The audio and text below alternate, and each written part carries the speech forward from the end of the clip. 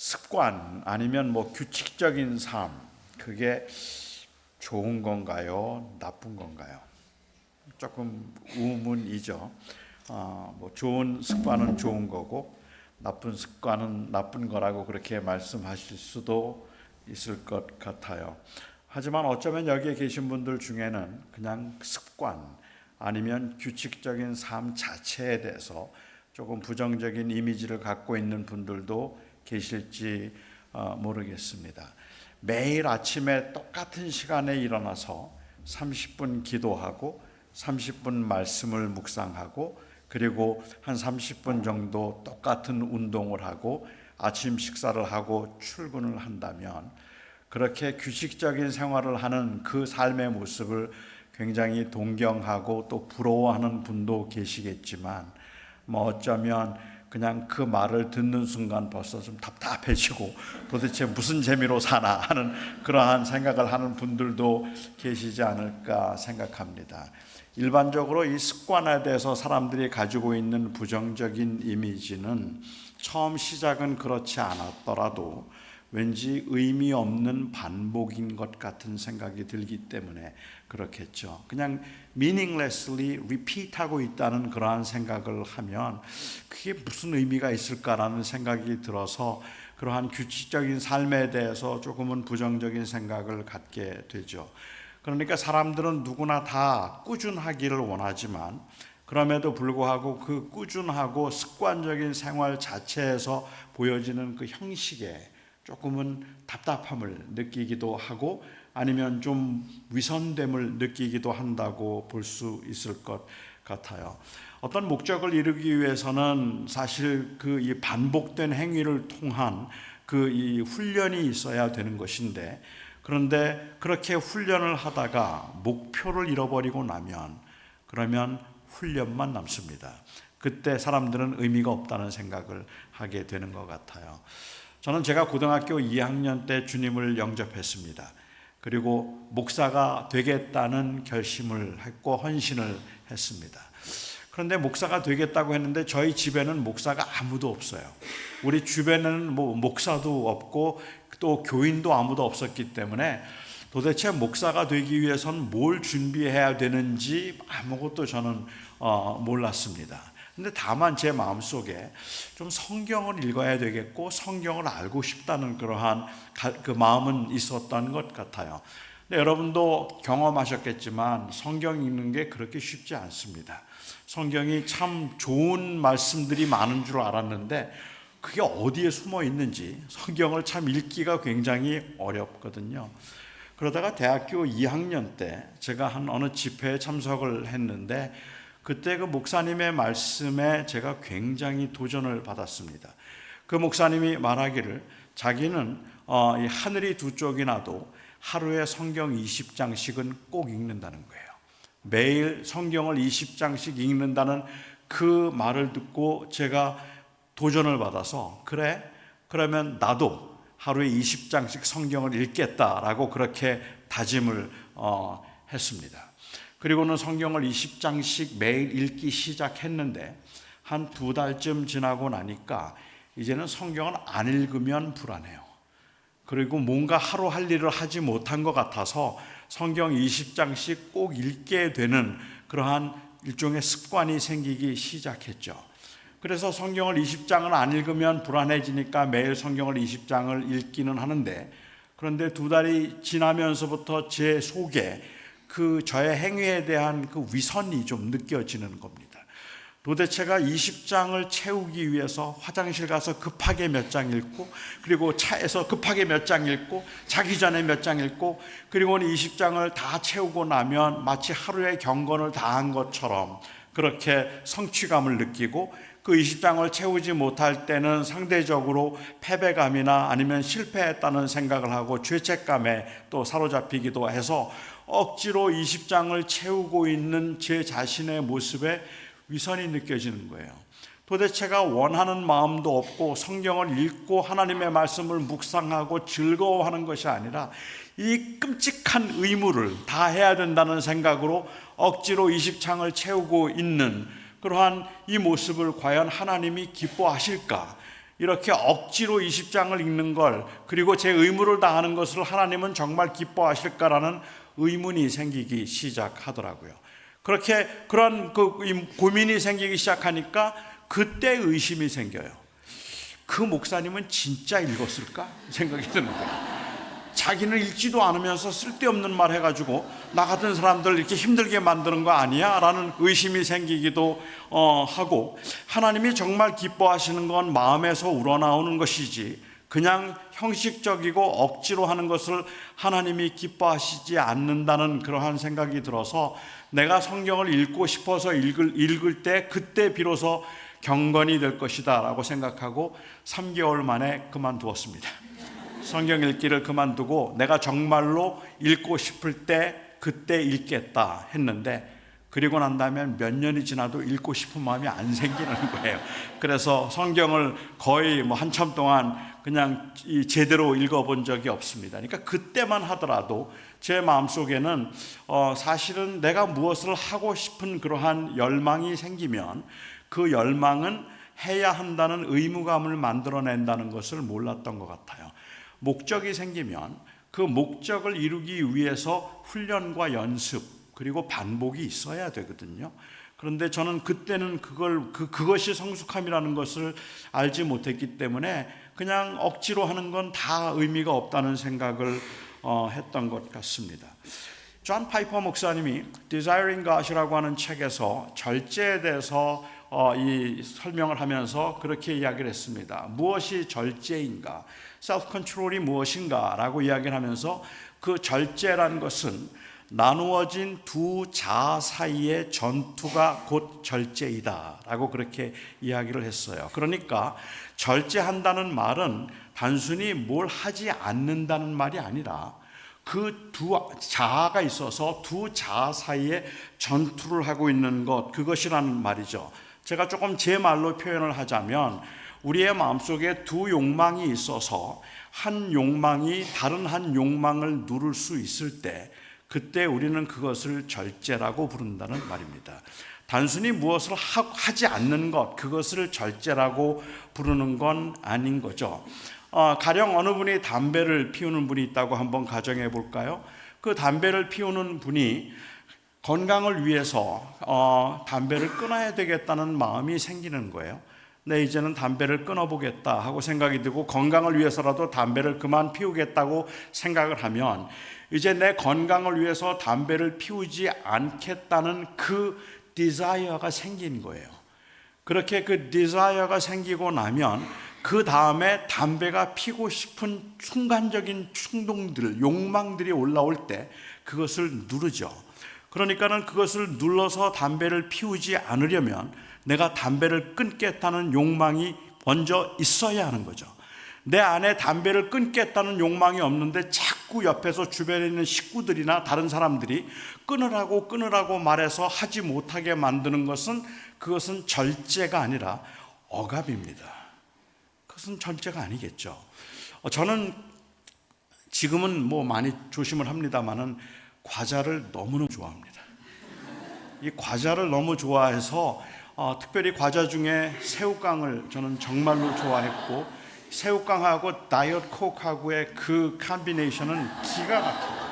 너무너무 좋아서 저는 근 수십 년 동안 제가 그 콜라와 그리고 과자를 먹었는데, 특별히 이 과자는요, 특히 새우깡은 낮에 먹는 것보다는 밤에 먹을 때 제 맛이 나옵니다. 그리고 이 새우깡의 그 절묘함, 이 다이어트콕하고 같이 하는 그 절묘함은 사실은 막 이렇게 입에 여러 개를 넣고 드시는 분들을 보면 저는 좀 혐오감이 생겨요.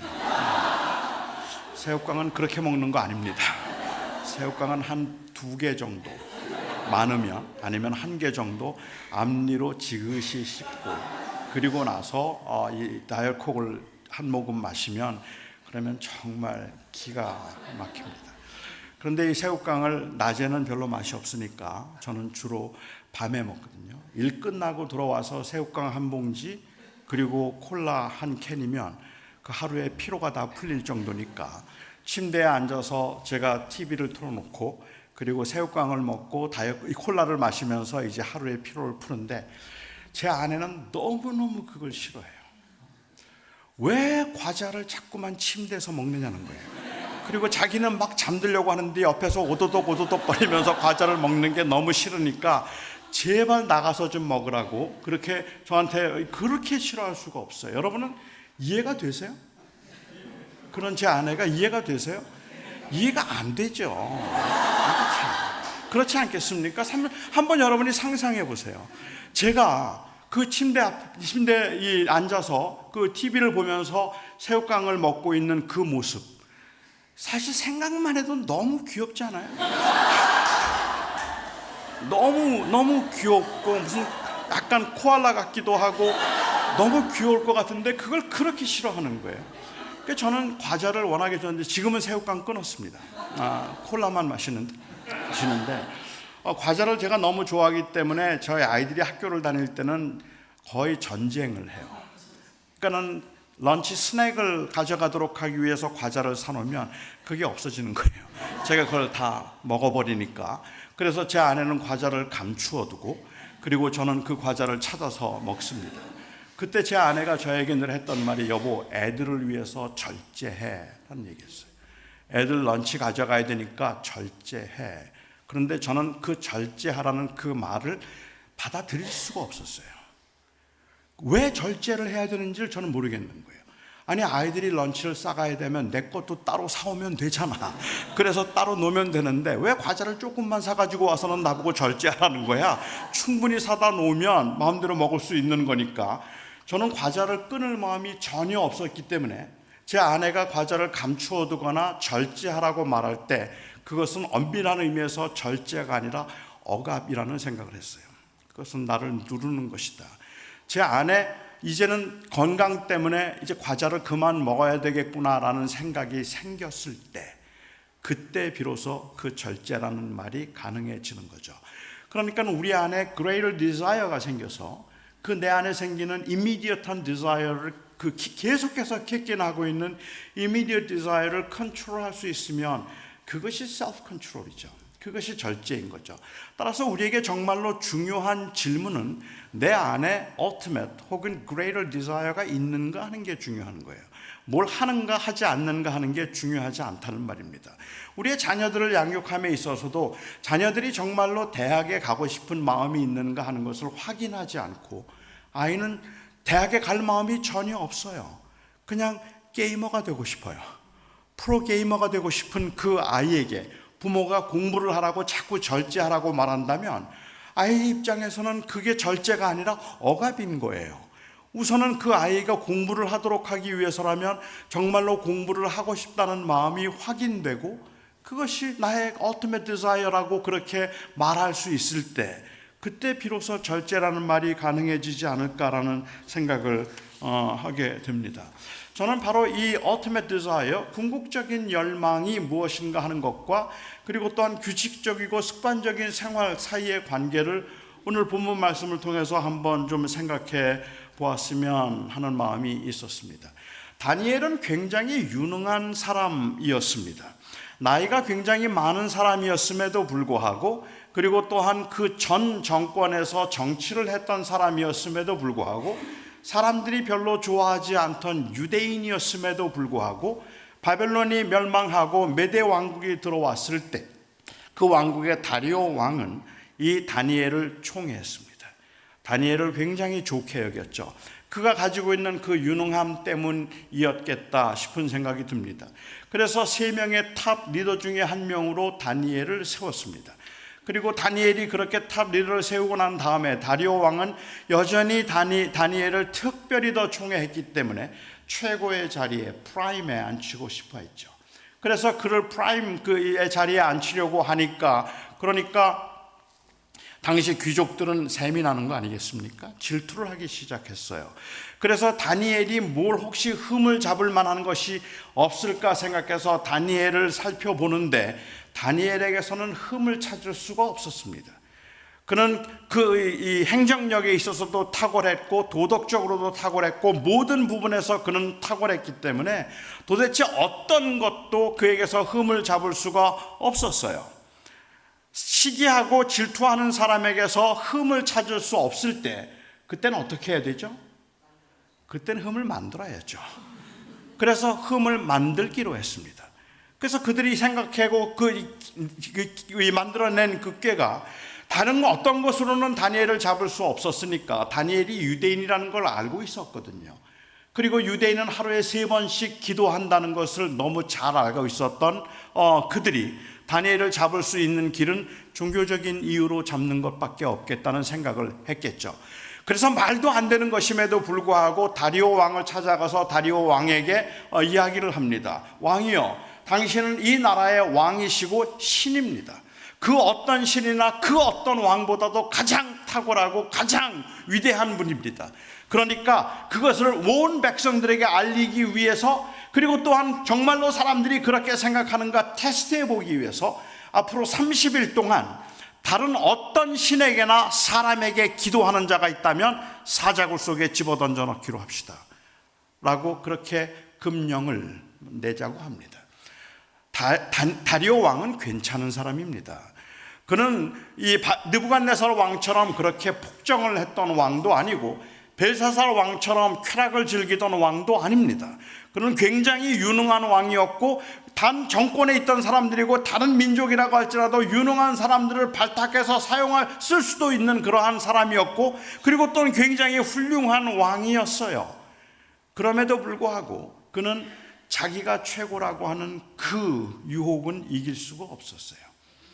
결국은 이 사람들의 마음을 움직일 수 있고 사람들을 넘어뜨릴 수 있는 것이 바로 그와 같은 이 아담과 하와를 뱀이 찾아와서 넘어뜨렸던 그 유혹으로 그를 넘어뜨리기로 한 거죠. 여기에는 사람들은 어김없이 넘어가니까.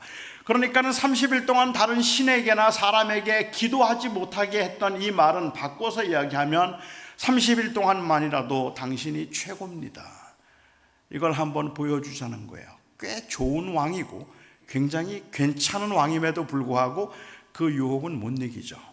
사실은 아담과 하와를 찾아와서 유혹한 것도 그 유혹 아니겠습니까? 뱀이 찾아와서 이 하와를 유혹하면서 그 질문이 굉장히 간교해요. 그 첫 번째 물었던 질문이 정말로 하나님께서 이 동산에 있는 아무것도 먹지 말라고 하셨니? 라는 질문부터 시작해요. 하나님 그런 말씀하신 적 없잖아요. 그런데 아무것도 먹지 말라고 하셨지? 라고 그렇게 이야기를 해요. 이 이야기는 사실은 이 하와를 자극하는 그 이야기, 질문이었거든요. 그래서 하와가 대답을 합니다. 아니요, 하나님께서 여기에 있는 거 뭐든지 다 먹어도 된다고 말씀하셨고 다만 동산 중앙에 있는 선악과만 먹지 말라고 하셨어 라고 대답했습니다. 그러자 뱀이 이야기하죠. 아하, 그건 내가 만일 선악과를 먹으면 선과 악을 아는 일에 내 눈이 밝아져서 네가 하나님처럼 될 것이라서 그런 거야 라고 이야기했습니다. 그 말에 하와는 먹었습니다. 그러니까 하와가 선악과를 먹은 이유는 무엇이죠? 하나님처럼 되기 위해서입니다. 이 말을 바꿔서 이야기하자면 결국은 이 뱀이 찾아와서 하와에게 했던 유혹은 그 하나님과의 언약적인 관계를 가지고 하나님의 피조물로서 그의 하나님이 되고 그들이 하나님의 백성이 된다는 그 사실에서는 진정한 인간의 행복과 그리고 또한 그 인간의 자존감을 찾을 수 없다고 생각했던 이 오토노미의 문제를 가지고 그리고 유혹을 한 거죠. 내가 스스로 신이 되면, 내가 내 인생의 주인이 되면 그러면 내가 행복할 거야 라고 말한 겁니다. 그러니까는 아담과 하와가 선악과를 먹은 그 죄는, 이것은 단순히 그냥 제가 이해하기에는 이 죄는 그냥 단순히 하나님이 하지 말라는 것을 했다는 불순종, 그것이 아닙니다. 그렇게 생각하기 때문에 하나님이 굉장히 잔인한 분이 되는 거예요. 아니, 선악과 좀 먹을 수도 있는 거지 그것 때문에 그 자손 대대로 벌을 내리신다는 게 이게 좀 너무 잔인하다는 생각을 하는 거죠. 이렇게 생각해 보면 어떨까요? 제 아들이 저에게 얼마나 테스트하는가, 얼마나 잘 순종하는가를 어느 날 한번 테스트해 보고 싶었어요. 그래서 제가 아주 과자를 맛있게 구웠어요. 그리고는 그것을 테이블 위에 올려놓고 우리 아들에게 이야기합니다. 우리 큰아들이 이름이 승우인데, 승우야, 너 이 과자 먹지 마. 너 이 과자 먹으면 쫓겨난다. 먹지 마 그랬어요. 그러니까 제 아들이 얘기해요. 네 아빠, 안 먹을게요 그 말했어요. 그리고 어느 날 운동을 나갔다가 집 밖에 나가서 운동을 하다가 들어왔는데 배가 너무 고픈데 그 식탁 위에 과자가 있는 거예요. 너무 먹음직도 하고 보함직도 하고 이 과자 정말 맛있겠다는 생각이 들어서 그 과자를 먹었어요. 설마 내가 이 과자를 먹었다고 아빠가 나한테 어떻게 하지 않겠지라고 생각하고 그 과자를 먹은 거예요. 제가 나갔다가 들어왔더니 과자가 없어졌어요. 아들을 불렀습니다. 승우야, 너 이 과자 먹었어? 응 아빠, 너무 배가 고파서 그래서 그냥 과자 먹었어. 진짜 맛있더라. 저는 불같이 화가 나요. 참을 수가 없어요. 견딜 수가 없어요. 내가 뭐라 그랬지? 과자 먹지 말라 그랬지. 너 과자 먹으면 내가 너 쫓겨난다고 말했지. 너는 내 말이 그렇게 우습니? 내가 네 친구야? 아버지가 먹지 말라면 먹지 말아야지. 아버지가 먹지 말라는데 그 과자를 그냥 먹어? 넌 도대체가 나를 뭘로 생각하는 거야? 내가 그렇게 우습냐? 너무너무 제가 화가 나고 견딜 수가 없어서 그 아들을 그냥 쫓아내 버렸어요. 당장 나가라고. 나는 너를 자식으로 볼 수가 없다고 당장 쫓아내 버렸죠. 아니 그것도 제가 성이 차질 않아서 호적에서 이름을 지워버렸어요. 아예 말이 안 되잖아요. 먹지 말랬는데 그걸 먹었으니까. 그러니까 너무 화가 나서 그냥 호적에서 이름을 지워버렸죠. 제가 이쯤 하고 나면 여러분들이 보실 때 와 정말로 정의로우신 아버지시고 한 말은 꼭 지키시는 참 훌륭하신 아버지입니다. 그렇게 생각하시겠습니까? 아니면 그거 좀 먹을 수도 있지 그것 때문에 그렇게까지 화를 내 라고 생각하지 않으시겠습니까? 선악과의 사건을 그렇게 보면 하나님이 부당해 보이는 거예요. 아니 그것 때문에 자손 대대로 지옥에 보내고 그렇게 벌을 내리시는가? 라는 생각을 하기 때문에 그런 거죠. 아담과 하와가 지었던 죄는 그냥 단순히 하지 말라는 걸 했다는 게 아닙니다. 물론 불순종이지만 그들의 지금 의도는 하나님 떠나서 내가 내 인생의 주인이 되겠다는 선언을 하고 있는 겁니다. 이제는 내가 스스로 내 인생의 주인이 될 것이고 그래서 내가 행복을 추구하고 살아가겠다고 그렇게 이야기를 하고 있는 거죠. 그 고백을 하는 거예요. 그리고는 이제 인간은 그렇게 하나님을 떠남으로 인하여서 어떻게 하면 내가 행복할 수 있을까? 진정한 인간성을 어떻게 찾을 수 있을까를 생각하고 돈을 벌기도 하고 좋은 대학을 나오기도 하고 그리고 또한 좋은 대학을 나오기도 하고 또 좋은 집에 살기도 하고 명예를 얻기도 하고 사람들에게 존경을 받기도 하면서 행복을 추구해 가고 있지만 인간은 궁극적으로 불행합니다. 인간은 궁극적으로 불행합니다. 인간이 불행함을 보여주는 사건은 죽음입니다. 이것은 단순히 무엇을 했는가 안 했는가, 캔디를 훔쳐 먹은 적이 있는가, 그게 아니거든요. 성경에서 모든 사람이 죄인이라고 말할 때 그 죄인이라는 말의 의미는 어떤 죄악된 행위를 했다는 건 물론 그것이 죄인됨으로 인한 결과죠. 그것을 말하기 위한 것이 아니라 인간의 절망적인 상태를 말하기 위해서 죄인됨을 이야기하고 있는 겁니다. 제가 예수님을 처음 영접하고 난 다음에 저희 아버님은 교회를 안 다니셨어요. 근데 저희 아버님에게 전도를 해야 되겠다는 생각이 든 거예요. 그래서 한 3개월 동안 기도를 했어요. 그리고 마침내 하루 날을 정해서 저희 아버님에게 제가 전도를 했습니다. 아버지, 제가 전도를 잘 못할 때니까 지금도 못하지만 아버지 저하고 같이 교회 다니시면 좋겠어요 라고 말씀을 드렸고 저희 아버님은 한마디로 필요 없다. 그래서 제가 아니에요 아버지, 모든 사람들은 다 죄인인데 예수님 믿고 죄사함 받고 천국에 갈 수 있어요. 아버지도 예수님 믿고 죄사함 받아서 우리와 함께 천국 가면 좋겠어요 라고 말씀드렸습니다. 그리고 그때 저희 아버님이 말씀하시기를 내가 무슨 죄인이냐 그러시는 거예요. 내가 도둑질을 했냐? 내가 살인을 했냐? 내가 지은 죄라고는 너희들 키우면서 고생한 것밖에 없는데 내가 무슨 죄인이냐 그러시고 오히려 화를 내세요. 그래서 저는 그날 아버님의 말씀을 들으면서 저희 아버지가 죄인인 것을 증명해야 할 거룩한 사명을 느꼈습니다. 그래서 제가 저희 아버님에게 제가 말씀을 드렸죠. 아버지 혹시 잊으셨는지 모르겠는데 제가 초등학교 5학년 때 아버지 약주 잡숫고 오셔서 자고 있는 우리들을 발길로 찾던 거 기억 안 나세요? 아버지는 어머니하고 싸우면서 손찌검 하려고 한 거 내가 본 적이 있는데 아버지 그런 적 없으세요? 아버지는 살면서 정말로 거짓말 한 번도 안 하셨어요? 아버지는 정말로 살면서 한 번도 남의 거에 욕심내신 적 없으세요? 저는 그날 무지 맞았습니다. 세상에 이렇게 무례한 자식이 어디 있어요? 이렇게 못된 자식이 어디 있어요? 아버지가 죄인인 걸 증명하기 위해서 5학년 때 저희 아버지가 했던 행동까지 다 끌어내서 죄인이잖아요 라고 그렇게 말하고 있는 그 모습이 저희 아버님이 보실 때는 너무 말도 안 되는 무례한 자식이죠. 세상 사람들이 오늘날 기독교인들을 보면서 그렇게 보는 거잖아요. 왜 이렇게 무례해?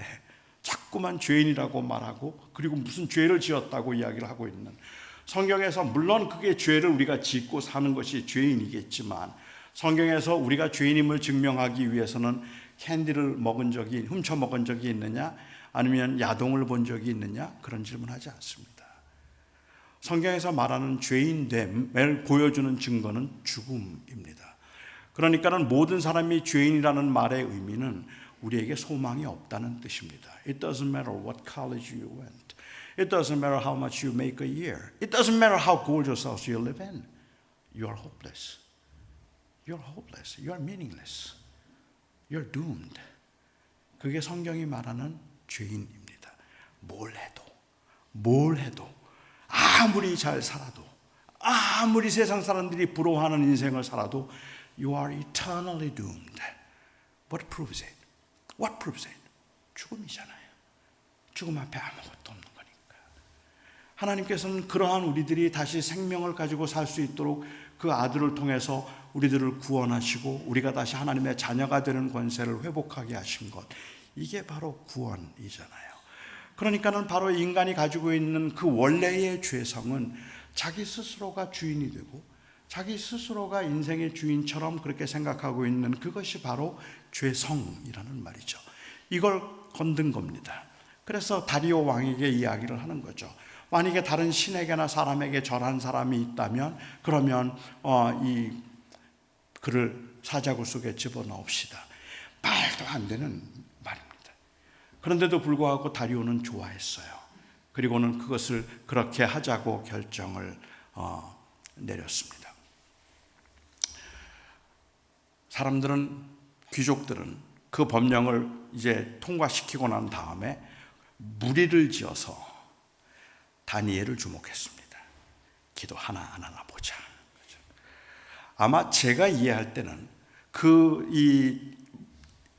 귀족들도 설마 다니엘이 여기에 걸릴 거라고 생각하지는 않았을 거라고 저는 생각합니다. 왜냐하면 기도의 특성상 이건 걸릴 일이 아니잖아요.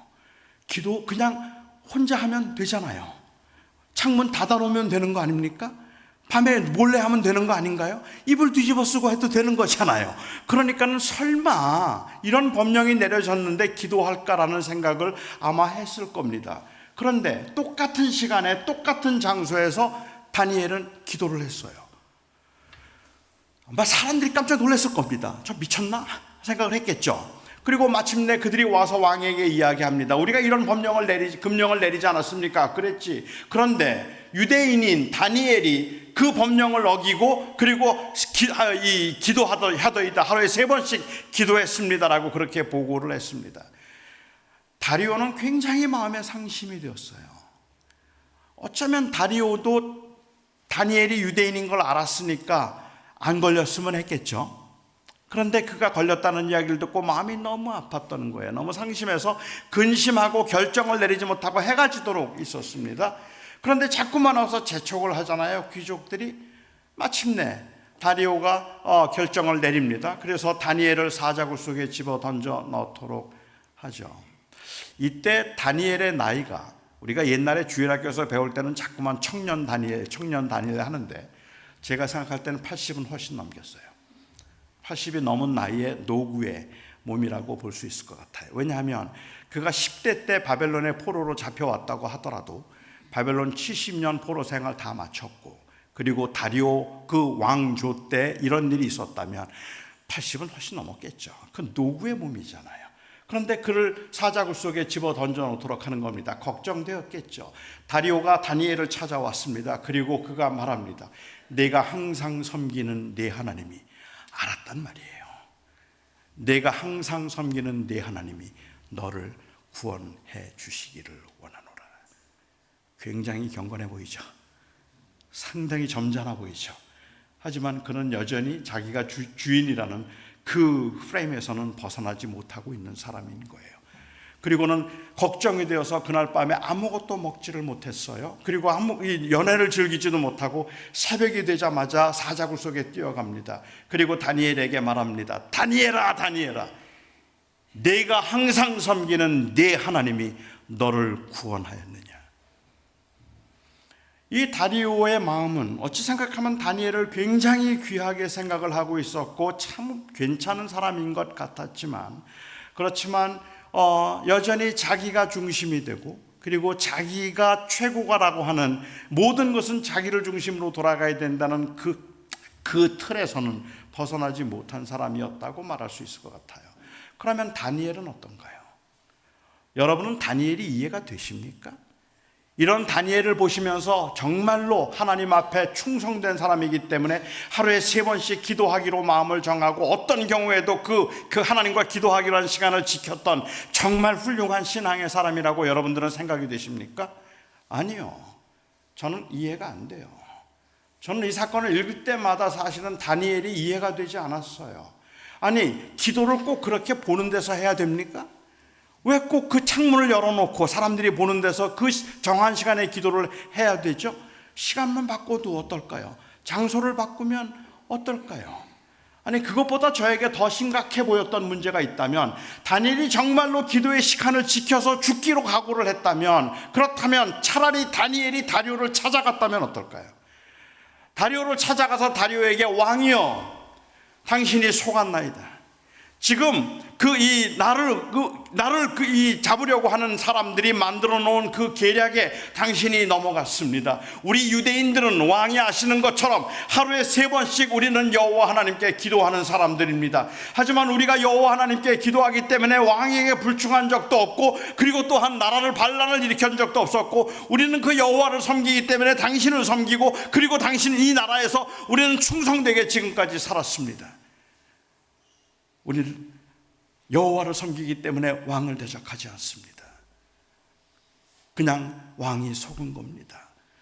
그렇게 말하고 사자굴에 들어가면 어떨까요? 전 차라리 그게 나을 것 같아요. 차라리 그게 낫죠. 그냥 나는 기도의 시간은 꼭 지킬 거야 라고 이 기도의 시간을 지키고 있는 모습, 이 모습이 왠지 이것은 꼭 자기의 의를 드러내는 것처럼 그렇게 보이기도 한다는 말입니다. 그래서 저는 이해할 수가 없었어요. 이 사건은 제가 이해하기에는 다니엘이 얼마나 철저한 신앙의 사람이었기 때문에 어떻게 기도의 시간을 지키는 사람이었는가를 가르쳐주는 것이 아니라고 저는 생각합니다. 다니엘이 기도의 시간을 그가 지켜서 어떤 몰래 기도를 하든 골방에 들어가서 기도를 하든 아니면 화장실에서 문을 닫고 기도하든 그러면 되지 않았을까, 이런 질문들이 별로 의미가 없다고 저는 생각을 하고, 여기에 다니엘은 철저한 하나님의 사람이었기 때문에 하루에 3번씩 기도를 했다는 그러한 종교적인 그 책임을 다했던 사람이라는 것도 이 사건의 교훈은 아니라고 저는 생각했습니다. 제가 청년 때 다니던 교회 목사님이 굉장히 철저한 분이었습니다. 매일 저녁 9시면 기도를 하시는 분이에요. 9시만 되면 기도하러 들어가시는 분인데, 한번 제가 그 댁에 놀러 갔는데요, 6살 된 딸아이가 하나 있었는데, 이 딸아이가 놀다가 그만 넘어지면서 그 가구에 이마를 찧어서 이마가 터졌어요. 피가 쏟아지는데 목사님이 시계를 보더니 기도 시간이라고 기도하러 들어가시더라고요. 지금은 기도할 시간이라고. 그리고는 기도하러 들어가시고 사모님과 저는 발을 동동 구르면서 그 아이가 피가 나니까 빨리 병원에 가야 되는데 1시간 기도하시고 나오셔서 그 아이를 데리고 이멀전시로 가셨어요. 아무 일도 없었어요. 저는 지금 그 목사님은 틀렸다는 이야기를 하는 거 아닙니다. 그렇게 하면 안 된다는 이야기를 하는 것도 아니고, 그 철저함을 저는 정말로 존경하지만, 그렇지만 저는 여러분들에게 오늘 드리고 싶은 말씀은 안 그래도 됩니다라는 말씀을 드리고 싶은 거예요. 그러면 안 됩니다가 아니라 그렇게 안 해도 됩니다. 우리에게 정말로 중요한 것은 내가 그렇게 철저하게 기도의 시간을 지키는가 하는 것이 아니라 왜, 무엇이 나로 하여금 그 시간을 지키게 만드는가 하는 것에 관한 질문이라고 생각되기 때문에 그렇습니다. 저는 이 다리오의 이 법령과 다니엘이 하고 있는 행동이 대조되어야 된다고 저는 생각을 했습니다. 그러니까 지금 다리오가 기도하고 있는 모습은 나는 한번 하면 한다고 말하면 하는 사람입니다. 내가 기도의 시간을 절대로 나는 포기할 수도 타협할 수도 없기 때문에 나는 이 시간에 기도하다 죽어도 나는 기도할 겁니다. 지금 그 얘기를 하고 있는 게 아니라는 말입니다. 오히려 지금 다니엘이 하고 있는 행동은 다리오가 하고 있는 그 말, 내가 최고입니다, 내가 신이다 라는 그 말 앞에 다니엘이 하고 있는 기도는 아닙니다 라고 말하고 있는 겁니다. 당신이 아닙니다. 나의 하나님은 여호와 하나님이십니다. 이 고백을 하고 있는 거죠. 그러니까는 만일 다니엘이 몰래 기도를 해서 걸리지 않았더라면, 30일 동안 걸리지 않았더라면, 그렇다면 어쩌면 그러면 사람들은 다 이야기할 겁니다. 30일 동안은 메대 왕국에서 아무도 다른 신에게 기도한 사람이 없었다. 그래서 여기에 왕은 다리오다, 여기에 신은 다리오다라고 말하겠죠. 아니, 다니엘은 그걸 용납할 수가 없었어요. 다니엘은 사실은 느부갓네살 때 사드락과 메삭과 아벳느고와 똑같은 지금 행동을 하고 있는 거거든요. 그 금시장을 만들어 놓고 거기에 절하지 않는 자는 용광로 불 속에 집어 던지겠다고 했을 때, 그때 그 절을 하면 안 되나요? 되잖아요. 절하면서 하나님 내 마음 아시죠? 그러면 되잖아요. 내가 지금 절하는 것이 제가 이 우상에게, 이 금신상에게 기도하고 있는 것이라 저는 주님께 기도합니다라고 절하면 되는 거잖아요. 그 마음을 누가 알아요? 하나님이 받으시면 되는 거지.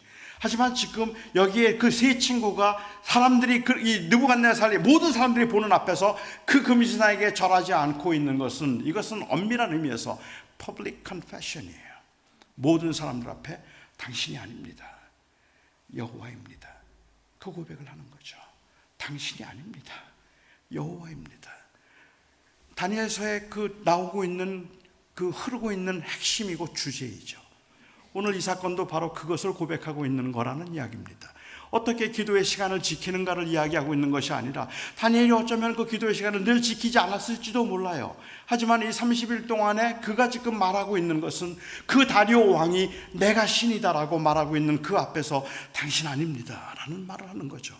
여호와가 내 하나님이십니다라는 그 고백을 지금 다니엘은 하고 있기 때문에, 그래서 저는 이 기도가 굉장히 귀하다고 생각을 합니다.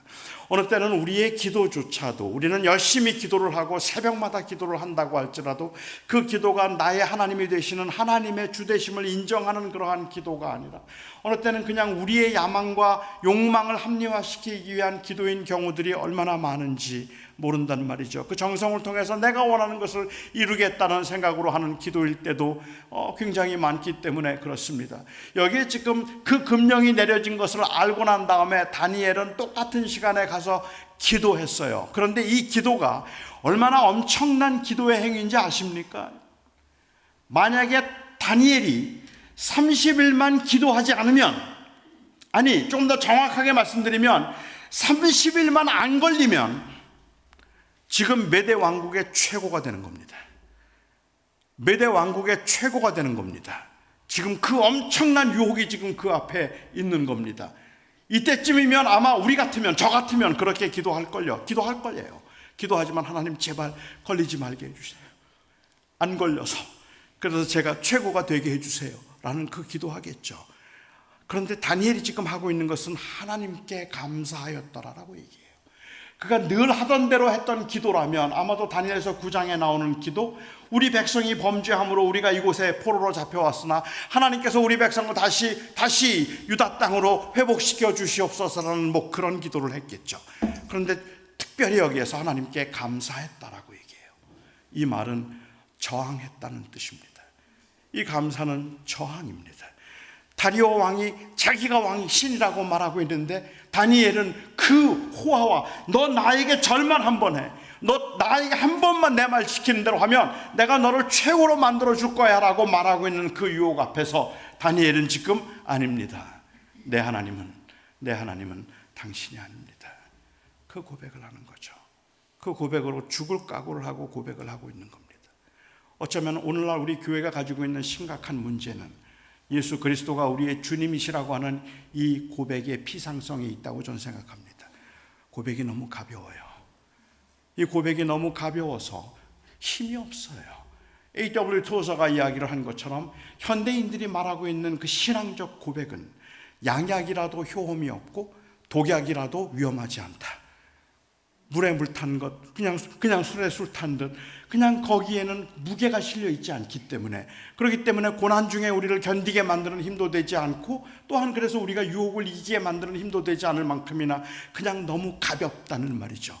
지금 다니엘의 고백은 목숨을 걸고 하는 고백인 겁니다. 여호와 하나님이 나의 하나님이십니다라는 그 고백을 하고 있는 거죠. 저는 바로 이 고백의 진지함이 오늘날 교회가 회복되어야 될 것이라고 생각합니다.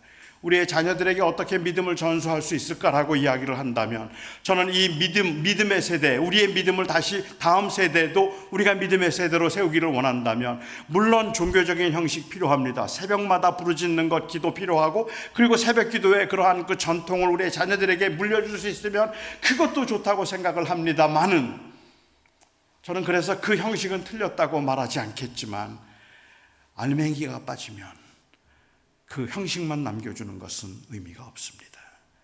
저는 우리 자녀들에게 지금 보여주어야 되고 현대 교회가 회복해야 되는 것이 있다면 그것은 바로 이 고백의 진실함이라고 생각합니다. 그리스도는 나의 주님이십니다라고 고백을 한다면, 나는 영원한 하늘나라의 소망을 두고 살아갑니다라고 그렇게 고백한다면, When I confess that, I mean it. 진짜입니다. 이것이 우리의 자녀들이 느낄 수 있을 때, 그때 그 신앙의 힘이 정말로 위대한 것을 보여줄 수 있는 거죠. 이 세상에 있는 사람들은 현대 교회들을 보면서 우리 교인들의 그 고백이 그리 진실하지도 않다고 생각하고, 그 고백이 너무 가볍다고 생각하고, 그 고백 자체를 인정하지 않기 때문에 현대 교회는 어쩌면 이 세상 사람들에게 이 진실성, 진정성을 잃어버린 상태라고 말할 수도 있을 것 같아요. 예수님께서 한 번은 말씀하시기를, 너희는 돼지에게 진주를 던지지 말며 개에게 거룩한 것을 주지 말라라는 말씀을 하셨습니다. 여러분은 돼지에게 진주를 던지지 말라는 말씀을 들으면 어떤 말씀이 떠오르십니까? 어떤 생각이 떠오르십니까? 어쩌면 영적 분별력이 떠오를지도 몰라요. 그래, 돼지에게 진주를 던지지 말라고 하셨으니까 누가 돼지인지 잘 식별해서 이 돼지에게는 진주를 던지면 안 된다 라고 생각을 하겠죠. 그래서 우리는 누가 돼지일까? 저 돼지에게는 던지면 안 되고 이 진주를 누구에게 전하면 될까라고 생각하는 그러한 경우도 있을 것 같아요. 그런데 돼지에게 진주를 던지지 말라는 말씀은 누가 돼지인가를 잘 식별하라는 영적인 분별력에 관한 말씀이 아닙니다. 저는 제가 초등학교 5학년 때 처음 교회를 나갔습니다. 처음 교회를 나갔는데요, 교회가 너무너무 재밌었어요. 너무 좋았어요. 그래서 저는 거의 매일 교회 가다시피 했습니다. 교회에서 살다시피 했어요. 교회가 너무 재밌어서. 그렇게 열심히 교회를 다니다가 초등학교 6학년 때 쫓겨났습니다. 사모님이 학교를 찾아오셔서 다시는 교회 나오지 말라고 하셔서, 그래서 그 다음부터 저는 교회를 떠났습니다. 사모님이 저에게 그렇게 언짢아 하셨던 것, 그것을 그때는 이해를 못했지만 지금은 조금은 이해를 할 수 있을 것 같은데, 사모님이 그렇게 화가 나셔서 저에게 교회를 나오지 말라고 하셨던 이유는 제가 목사님 아들을 때렸어요. 너무 얄밉게 굴더라고요. 그래서 그냥 학교 가는 길에 만나서 딱 한 대 때렸어요. 정말 딱 한 대 때렸어요. 그런데 이 아이가 한 대 때렸는데 이가 부러졌어요. 그러니까 학교에 가던 아들이 이가 부러져서 피를 흘리면서 울면서 돌아오니까 사모님이 얼마나 놀라셨겠어요. 그래서 학교로 저를 찾아오셨더라고요. 도대체 무슨 일인가, 왜 그랬는가라고 그 자초지종을 물으시는 거예요. 근데 그때 제가 정말 잘못했습니다, 사모님, 제가 잘못했습니다라고 말해야 되는데, 제가 그렇게 말하지 않고 걔가 하도 얄밉게 굴어서 걔가 맞을 짓을 했다고, 제가 그리고 나 잘못한 거 없다고 자꾸만 그렇게 우기니까 사모님이 너무 화가 나셨나 봐요. 저보고 너 이제 교회 나오지 마 그러시더라고요. 그래서 제가 그날부터 두 가지를 안 했죠. 하나는 교회를 나가지 않는 것, 그리고 두 번째로 하지 않은 것은 주먹을 쓰지 않는 것. 저는 그날 제 몸에 소림사에 피가 흐른다는 걸 알았고, 내가 주먹을 쓰면 사람이 다치는구나 하는 생각이 들어서 그 이후로 지금까지 저는 주먹을 쓰지 않지만 좀 저를 건드시면 큰일 납니다. 교회를 다니지 않았어요. 그리고 교인들은 다 위선자였어요. 모두가 다 거짓말쟁이고, 이건 모두가 다 위선자들이라서 무슨 원수를 사랑해, 자기 아들 때린 사람도 용서하지 못하면서 뭐 이런 생각을 하고 그냥 교회 다니는 사람들을 그렇게 괴롭히고 욕을 많이 하고 다녔거든요. 그러다가 제가 고등학교 1학년 때 제 동생이 교회를 처음 나갔어요. 처음 교회를 나가고 난 다음에, 그리고는 저에게 이제 와서 형 같이 교회 가자 그래요. 제 동생이 저보고 교회 가자 그러면 저는 방에 들어가서 제 동생이 아끼는 예수님 사진에다가 침을 뱉었어요. 침을 뱉고, 그리고 제 동생을 위협하면서 너 한 번만 더 나보고 교회 가자 그러면 이 액자 다 부셔버린다. 나한테 교회 가자 그러지 마. 이랬습니다. 그때 만일 제 동생이 생각하기를 저건 돼지다, 돼지에게 진주를 던지지 말라고 하셨는데 전도했더니 예수님 사진에 침 뱉고 예수님 사진 부셔버리겠다고 하는 거 보니까 저건 돼지구나 라고 그렇게 생각했다면 오늘 제가 없습니다.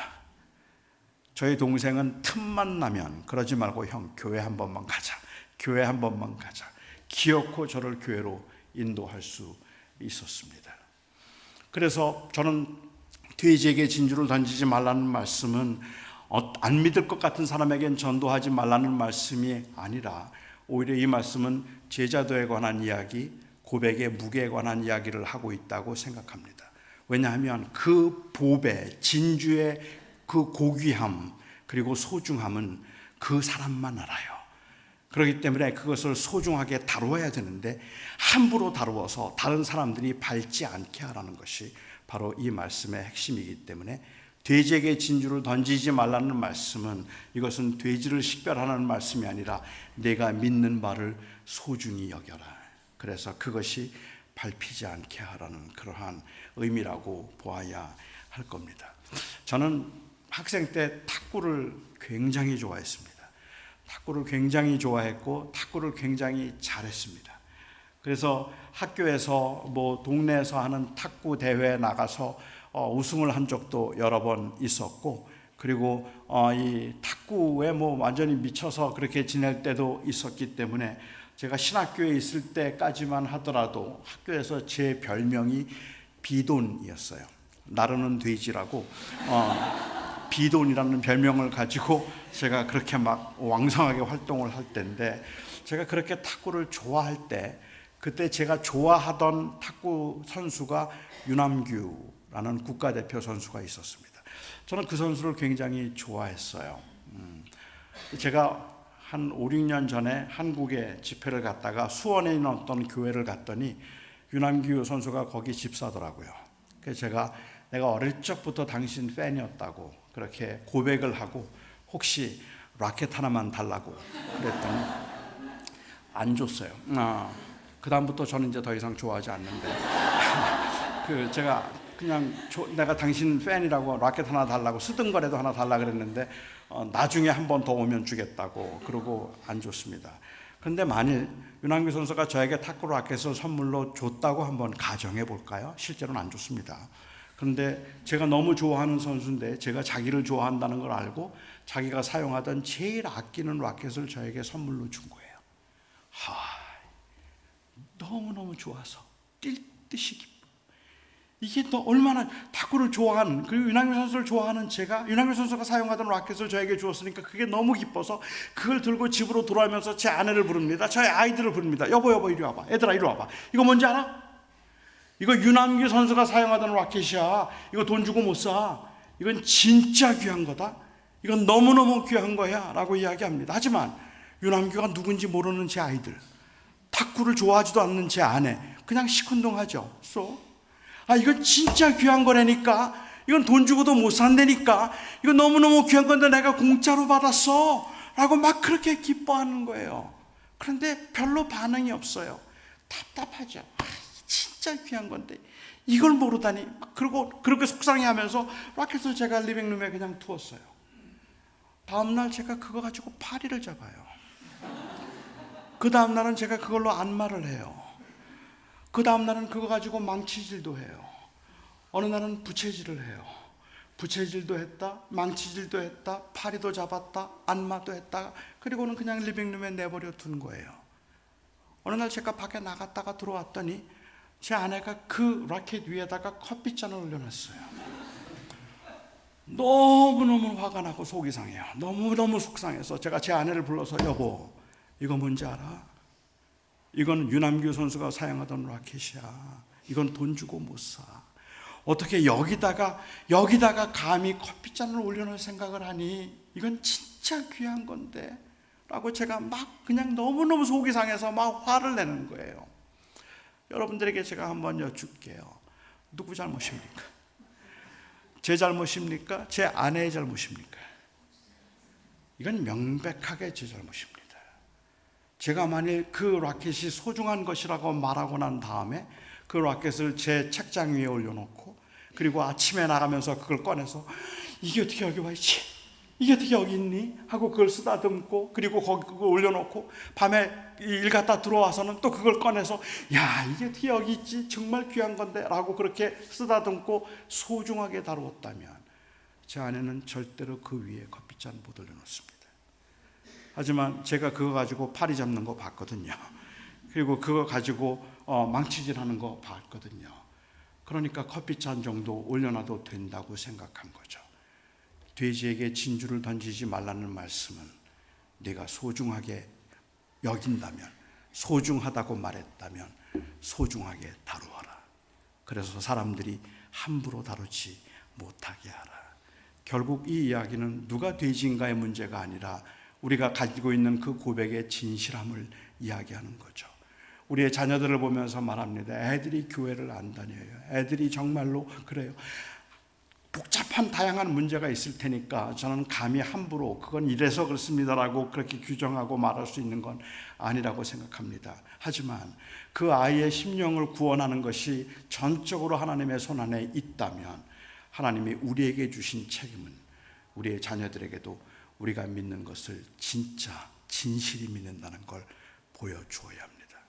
그 자녀들은 나는 비록 부모님이 갖는 신앙을 갖지는 않겠지만, 나는 부모님처럼 그렇게 믿지는 않겠지만 우리 부모님이 믿고 있는 것은 진실이다. 그렇게 인정을 받을 수만 있어도 저는 그건 우리가 할 일을 다 했다고 생각합니다. 그러니까 우리의 자녀들이 우리를 바라보면서, 우리를 보면서 우리 엄마, 우리 아빠 매일 새벽마다 기도했어. 그렇게 새벽마다 기도하는 모습을 보았지만은 그러나 삶의 현장에서는 조그만 것 하나도 빼앗기지 않으려고 그렇게 싸우고 있는 그 모습을 본다면 아마도 우리의 자녀들은 신앙에 대해서 회의를 가질지도 모르겠다는 생각을 합니다. 그런데 우리가 그 욕망을 자꾸만 기도를 통해서 합리화시키려고 하는 경우가 있죠. 80년대, 70년대 말에 미국이 베트남과의 전쟁에서 굉장히 어려움을 겪었습니다. 그렇게 어려움을 겪고 난 다음에 미국 사람들이 굉장히 낙심하고 상심했기 때문에 그 80년대 초반에 미국 사람들을 좀 격려해 주겠다고 해서 일종의 아메리칸 히로이즘이 굉장히 파퓰러했던 때가 있었습니다. 그래서 미국 사람들이 그 아메리칸 히로이즘이 일어날 때 영웅들을 만들어내는 거예요. 그 영웅들을 통해서 이제 보상 심리를 받도록 했는데, 그래서 그 80년대 초반에 나왔던 대표적인 영웅 중에 한 사람이 람보입니다. 혹시 여러분도 람보를 기억하십니까? 이 람보는 미국은 베트남의 전쟁에서 수모를 겪지만 람보 혼자 가서 다 부시고 옵니다. 람보 혼자 가서 이기고 오죠. 그 포로들 다 건져내고 그렇게 해서 좀 위로를 받는 그 람보이기 때문에 이 람보 하면 그 당시에는 힘의 상징입니다. 람보가 힘을 의미하고 어떤 싸움도 이길 수 있는 사람을 의미했기 때문에 그렇겠죠. 영웅으로서 힘을 가진 람보. 그래서 한국에서는 이 람보 유머 시리즈가 한때 유행했던 적이 있었어요. 80년대. 그 람보 시리즈 중에 하나를 제가 여러분들에게 소개해 드릴 텐데, 벌써 근 50년 가까이 되는 이야기니까 좀 시대적으로 좀 썰렁할 수 있지만 저는 여러분들이 그래도 웃어주리라고 생각하고 유머 하나 말씀드리고 설교 마칠게요. 한 번은 람보가 친구하고 짜장면을 먹으러 갔어요. 그 짜장면을 먹으러 와서 짜장면을 먹는데 그 단무지가 있는데, 단무지를 먹는데 단무지가 하나 남았는데 람보의 젓가락과 친구의 젓가락이 동시에 닿았어요. 친구가 생각하기를 람보한테 힘으로는 안 돼요. 그래서 꾀를 냈죠. 람보야, 우리 이러지 말고 우리 힘겨루기에서 힘센 사람이 먹게 하자. 힘이라면 람보가 자신 있잖아요. 그래서 그래, 좋다. 어떻게 힘겨루기 할까? 우리 서로 뺨을 있는 힘껏 때려서 울지 않는 사람이 먹기로 하자. 람보 친구가 그거 좋다고 람보가 좋다고 생각했죠. 그리고 그래, 그렇게 하자. 자신 있으니까.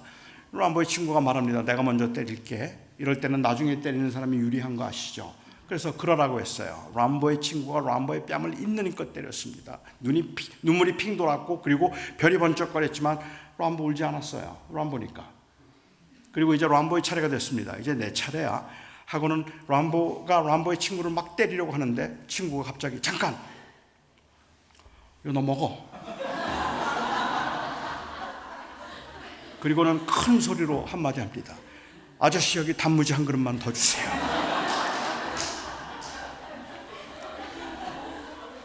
말도 안 되죠. 그런데 이게 오늘날 교인들의 현실인 거 아세요? 전능하신 하나님을 믿는다고 말하면서, 영원한 나라의 소망을 두고 산다고 말하면서, 이 땅에서 단무지 한 개 뺏기기 싫어서 그 단무지, 하나님 저것 좀 뺏어주세요. 그리고는 그 단무지를 기어코 내 입에 넣어야 그걸 성공이라고 말하고 있는 우리 교인들을 보면서 세상 사람들은 다 엉터리, 지금 세상이 그렇게 기독교를 욕하고 있는 건지도 모르죠. 어쩌면 우리가 정말로 전능하신 하나님을 믿는다면 우리가 이 땅에 사는 동안에 그래, 그건 너 먹어 라고 말해 줄 수도 있을 텐데, 그건 나 없어도 돼 라고 말할 수도 있을 텐데, 하나님의 이름으로 내 욕망과 야망을 채우기 위해서 새벽마다 부르짖는다고 할지라도 그 부르짖음의 기도가 결국은 내가 내 인생의 주인이 되고자 하는 몸부림에 불과하다면 그것은 다니엘의 기도를 잘못한 거죠.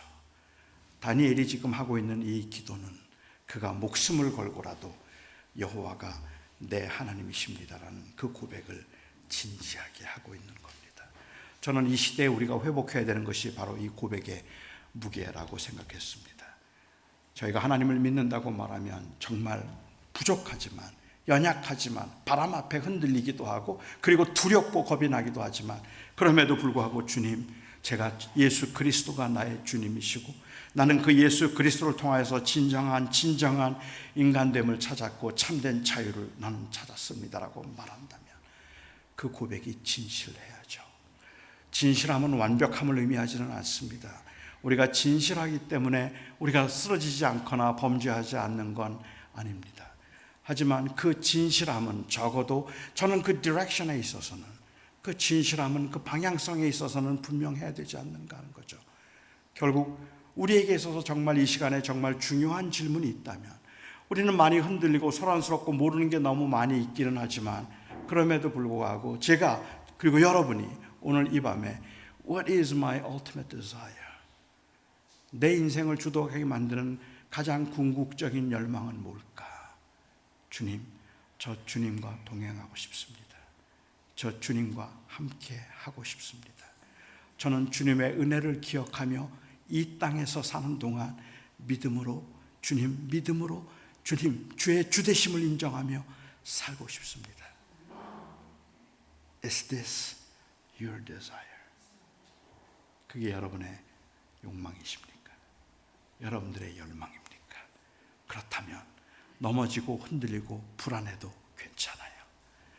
자꾸 안 되는 것 같아서 내가 진실하지 않은 것처럼 보인다고 할지라도 하나님이 하실 거예요. 괜찮아요. 그 고백의 무게가 너무 없어서 그냥 그 하나님이 나의 하나님이 되심을 통하여서 내가 내 인생의 주인됨을 만족시키려고 하는 것이 아니라 오히려 바로 예수 그리스도가 나의 주님 되심으로 어떤 상황과 어떤 어려움과 그 환난과 고난 가운데 나는 매일 넘어지고 매일 쓰러지지만 그 은혜 때문에 저는 살아가며 주님, 진실로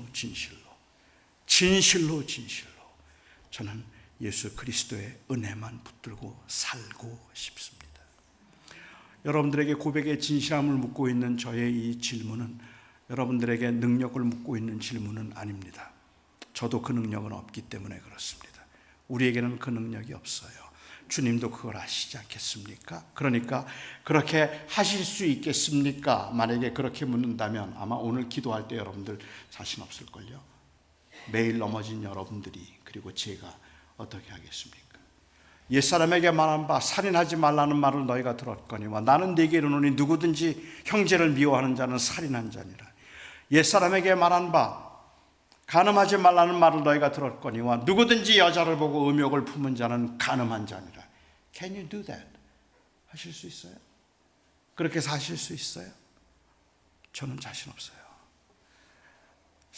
형제를 미워하면 살인이라는데 음욕을 품으면 간음이라는데 어떻게 그렇게 살아요? 전 자신 없어요. Can you do that? No, I can't. 할 수 없어요. 그리고 주님께서 저에게 말씀하시죠. So I did it for you. That's why I died for you. 그래서 내가 너를 위해서 죽었잖아. 그래서 내가 너를 위해서 대신했잖아. 내가 할 수 없는 그것을 예수님께서 이루셨다는 말입니다. 하셨다는 말입니다. 그 주님이, 그렇게 우리를 사랑하신 주님이 오늘 저희들에게 물으시는 거죠. So, would you do it? 한번 해볼래? 할 수 있느냐는 질문에 저는 할 수 있다는 답을 못하지만, 그렇지만 주님이 저를 사랑하셨기 때문에, 그리고 주님이 저를 버리지 않으실 것이기 때문에 주님 한번 해볼게요. 해보고 싶어요. 저는 이 고백의 진실성을 말씀드리는 겁니다. 그러니까 여러분들이 하겠습니다라는 그 고백이 진실하지 않아서 흔들리는 거 아니거든요.